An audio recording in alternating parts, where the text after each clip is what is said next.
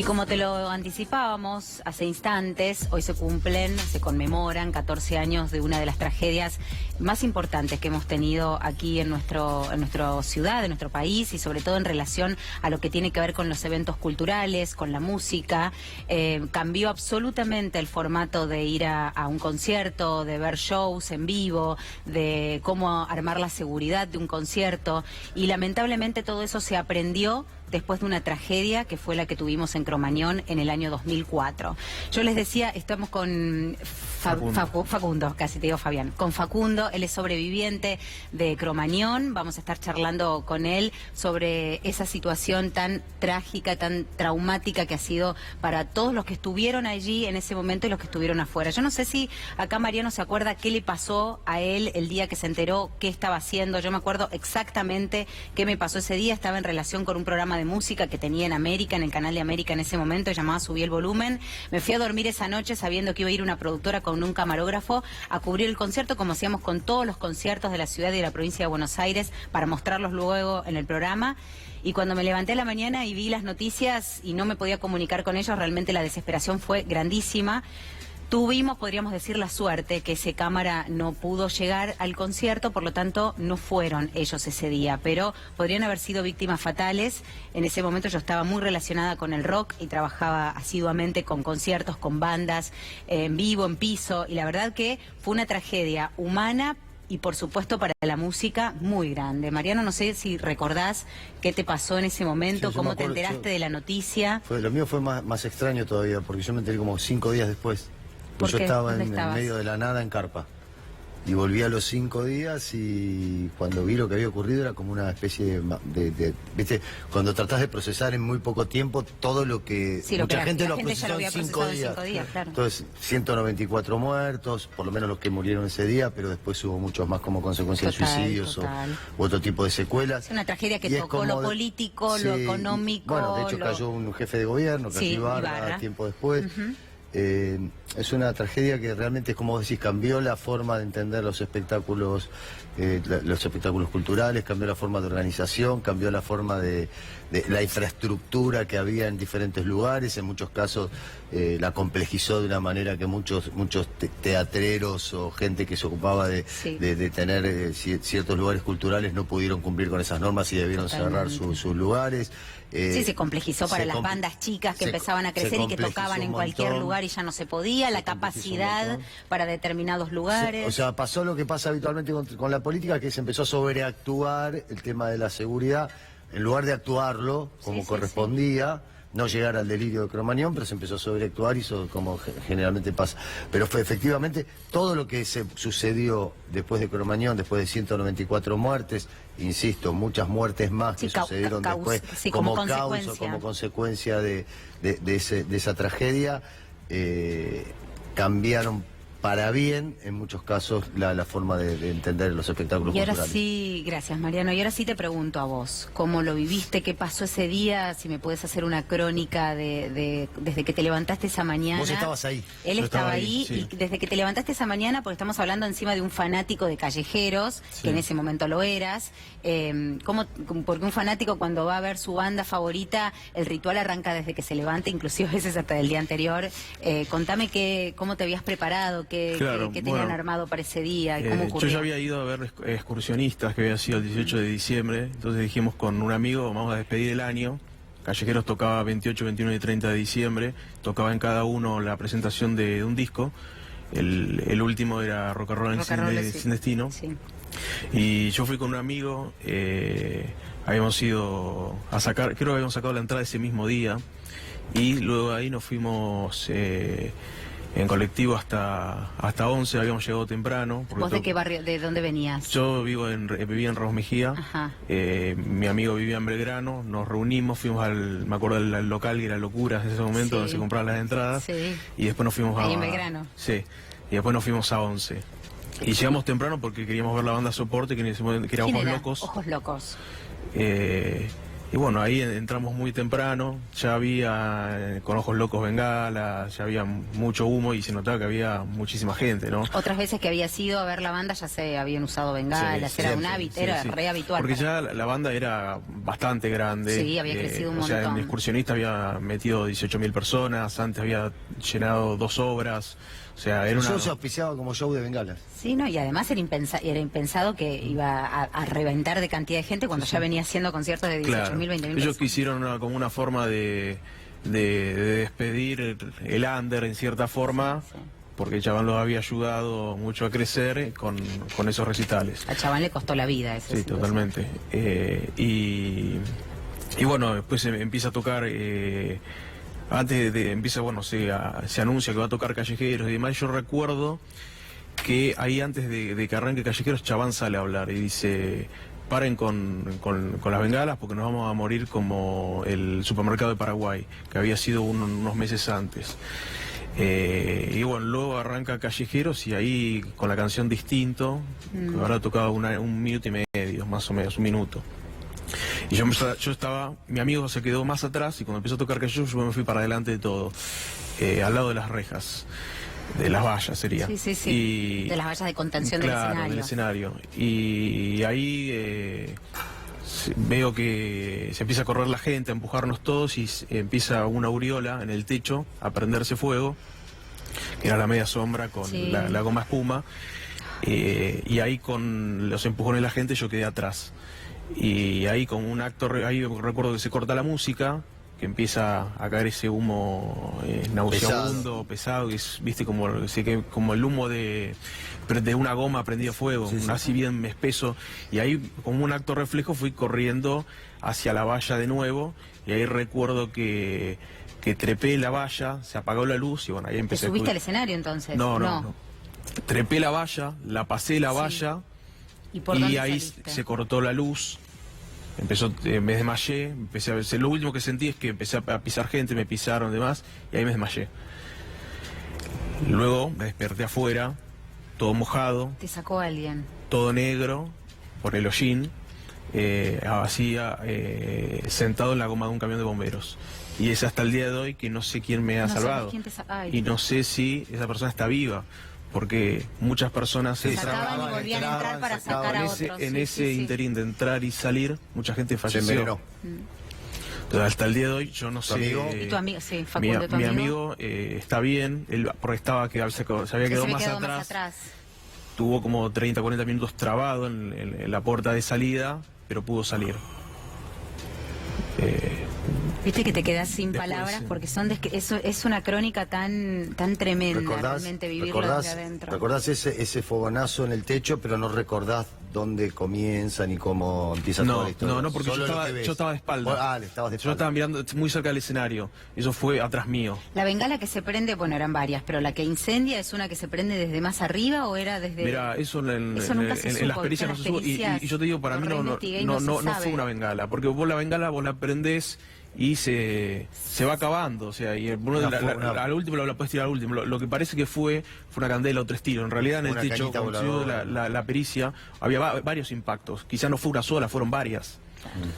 Entonces seguramente fue una candela, un 3 tiros. ¿Cómo fue tu vida posterior? Porque supongo que esto te ha dejado una marca en Imborrable. la espalda, ¿no? En el cuerpo Sí. o en el alma.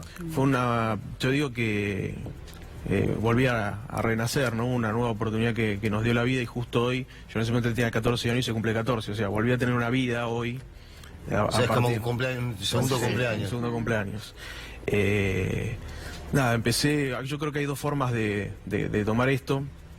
Una es quedarse como víctima con el residuo, quedarse en una posición de víctima, quedarse encastrado en el resentimiento de lo que pasó, que es válido, pero yo creo que hay otra postura que es la que yo intenté de tomar, que es ¿qué hago con esto, no? Todo el tiempo en nuestras vidas podemos tener situaciones traumáticas, dramáticas, Sin límites. complejas. El tema es, no podemos elegir qué nos sucede, pero sí podemos elegir qué hacemos con esto.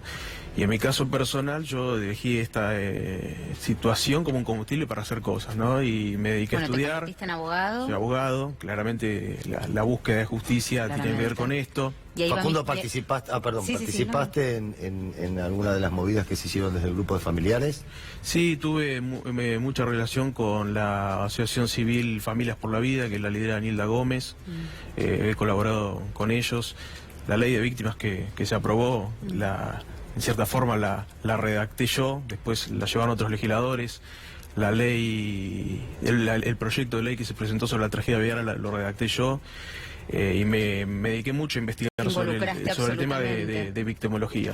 Y después también participé y participo en política y en política social, sobre todo porque creo que es una forma de trabajar para que no vuelva a suceder algo similar como lo que pasó. Sí, siempre trabajar en la prevención, ¿no? Claro, y también me gusta mucho la ayuda social. Yo trabajo con Margarita Barrientos y siento que es una forma de quizás ayudar a alguien que puede ser familiar o hijo de alguien que me salvó la vida. Facundo, ¿y vos estás conforme con el ciclo que tuvo a nivel judicial la causa? Digo, ya está todo resuelto. Yo pero creo que todo el proceso, porque además fue un proceso mediático, como suele ocurrir con estas cuestiones, ¿no?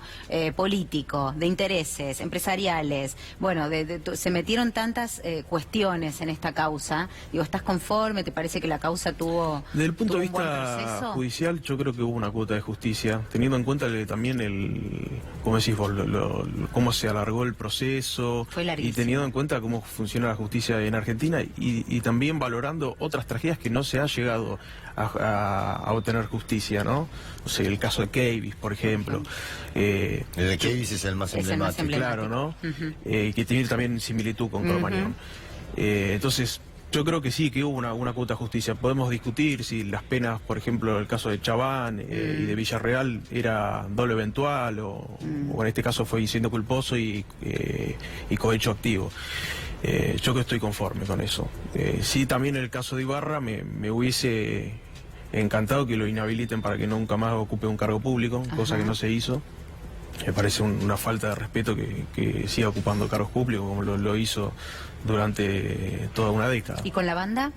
No, yo creo que ahora tengo sentimientos encontrados, ¿no? Por eso lo pregunto, porque para un fanático no es lo mismo que para alguien que no tenía nada que ver yo con la recuerdo banda de esa y época, fue caer sobre la banda. Tengo momentos de alegría, de que lo que nos generaba, las canciones que eran, mensajes muy barriales. Pero por otro lado, cuando empecé una banda que pintaba ser icónica para totalmente. dentro. Se decía que iba a ser venía a romper. Los Redondos de Ricota de esa época. Y por otro lado, al empezar a estudiar Derecho, entendí más el proceso y yo creo que sí tienen responsabilidad. No digo que con eso tengan la intención, por eso es que se los culpó por un hecho culposo, ¿no? Con dolo. Tenían la intención de dañar a otro, pero bueno, había negligencias. Te doy un dato que muchas veces no se dice, pero en el juicio se probó que había pago de coimas, 100 pesos por cada 500 personas además. Otro caso. Sí, eran muy comunes igual en los eventos culturales. Bueno, pero le tocó a ellos y tiene la responsabilidad. 2 días antes del 28 de diciembre hubo un principio de incendio con callejeros en Cromañón.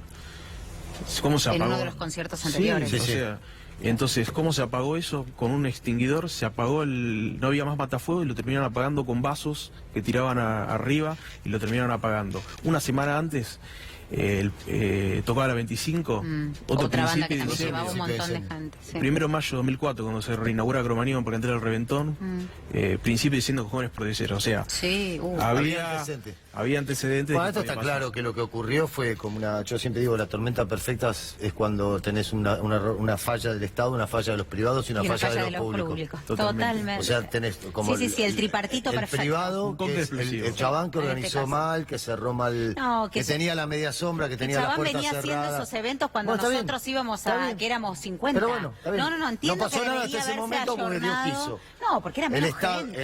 El Estado que no hacía los controles que había que hacer, el Estado que no tenía previsto las salidas de emergencia, el Estado que no tenía controlado los matafuegos, el Estado que permitió las medias sombras, chabán que las puso, chabán que trabó las puertas, y el tipo que prendió la bengala, o el que tiró los 3 tiros, o el que digo, es cuando es como la tormenta perfecta pasa cuando ninguna red.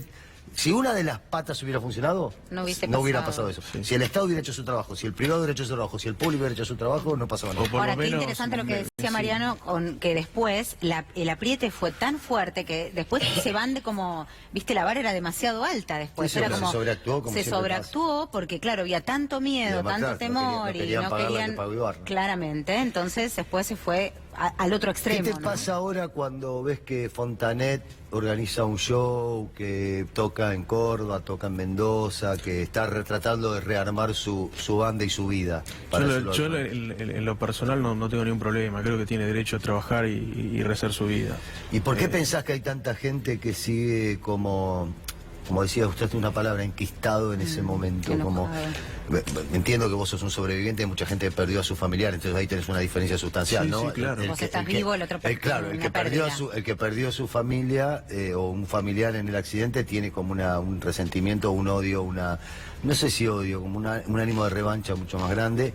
Vos sobreviviste, entonces entiendo que sea más sencillo para vos, si quiere, como cambiar la página y seguir adelante. Pero ¿por qué pensás que hay tanta gente que está como enfocada en hacerle la vida imposible a este muchacho? Bueno, hay gente que se ha quedado, como decís vos, con resentimiento y que no pueden superar eso, que es válido. Yo no digo que no sea válido.